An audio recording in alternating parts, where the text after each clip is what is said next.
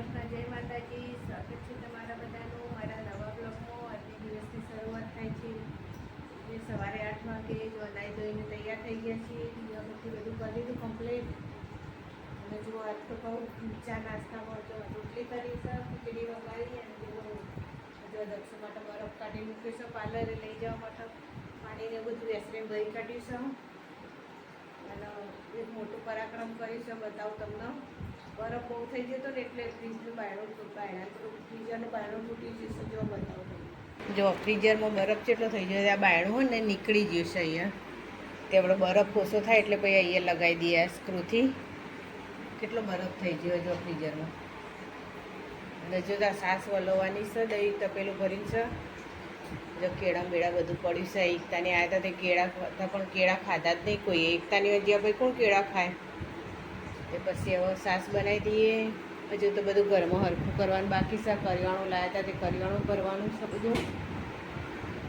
બધું મંગાવેલું બધું કરિયાણું ભરવાનું છે. ઘરમાં તો હજુ તો જો કપડાં અને ખાટલાને બધું પડ્યું છે. બધું કરીએ હવે ધીરે ધીરે. બપોરના વાગી ગયા છે 11:15. કામ બધું કરી લીધું. પગલું સણિયા પણ મૂકી દીધા છે. અને ગરમી તો કેમ હું જ છું. ત્રાસ છે ગરમીનો. હજી તો માથું ઓળાવવાનું બાકી છે. 11:30 રસોઈ કરવાની બાકી છે. પહેલાં માથું હરખું કરી દઉં પછી રસોઈ કરું. થાક લાગી ગયો કામ કરતાં કરતાં. બીજી વારનું મશીન કરીશું. એક વારનું તો કરી દીધું, બીજી વારનું મશીન કરીશું.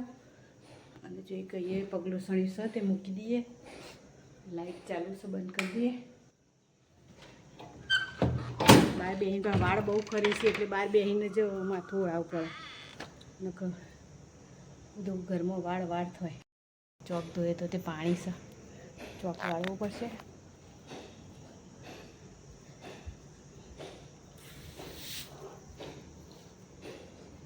પગ ભેના થાય તો એવું ને એવું પગ પડી ઘરમાં એટલે વાળવો પડે પહેલાં.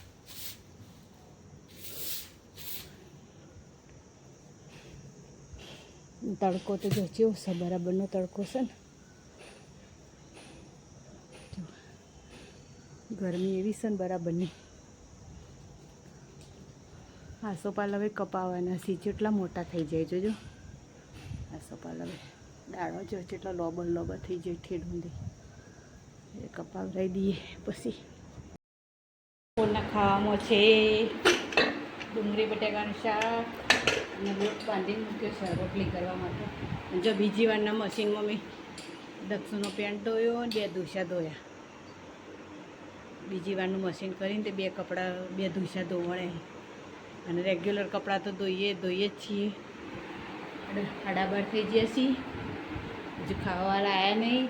રોટલી શાક કરવાનું છે. શાક થઈ ગયું, રોટલી કરી દઈએ. 12:23 થઈ જશે. અને જો હું પટાપેરા મારું છું. હવે રોટલીનો લોટ બાંધેલો છે તે લોટ મૂકી દઈએ. લોટ સારો જ છે, પણ આજ તો મેં થાળીમાં લોટ બાંધ્યો છે. જો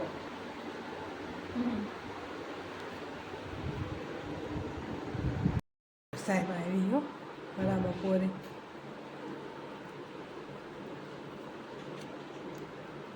હું ક્યારે ખાઉં તો બધું કમ્પ્લીટ કરીને આવશે બા નહીં.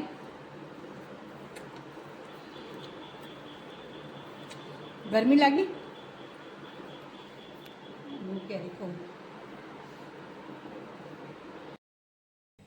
રાતના ખાવામાં છે જો ખીચડી મૂકી છે અને રોટલી કરવાની ચાલુ કરી છે. અને જો બપોરનું વાટકો ભરીને શાક પડ્યું છે. એટલે મારા સાહેબને બેને ચાલશે આટલું શાક. અને દક્ષુભાઈ માટે પૌવા બનાવવાના છે. એટલે શાક નહીં બનાવવાનું, ખીચડી અને રોટલી કરી દઈએ અને પૌવા બનાવી દઈએ એટલે એટલું કમ્પ્લીટ. અમારે 3 જણને જેટલું જોવો ખાવાનું. રોટલી એ 4 જ બનાવવાની, 2 મારી ને 2 સાહેબની. 4 જ રોટલી, બસ વધારે નહીં બનાવવાની. અને જો ઘડિયાળમાં વાગી ગયા છે 9:30. 9:30 થઈ ગયા છે. અને બહાર તો અંધારું થઈ ગયું એકદમ. અને હું ઓટા મારું છું.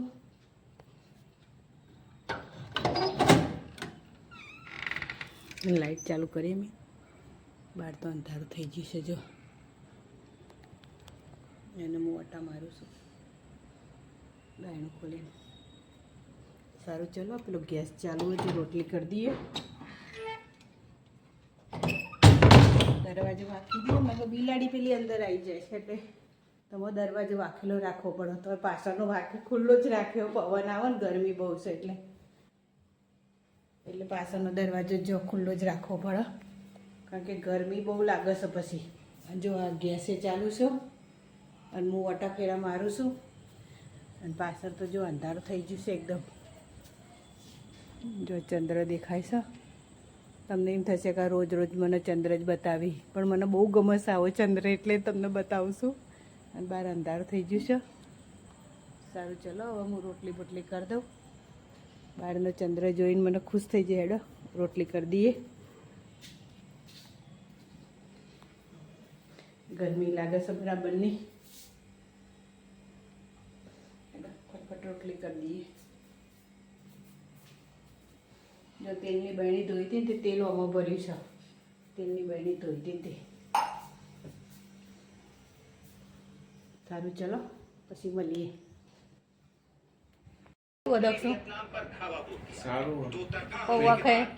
પૌવા ખાધા.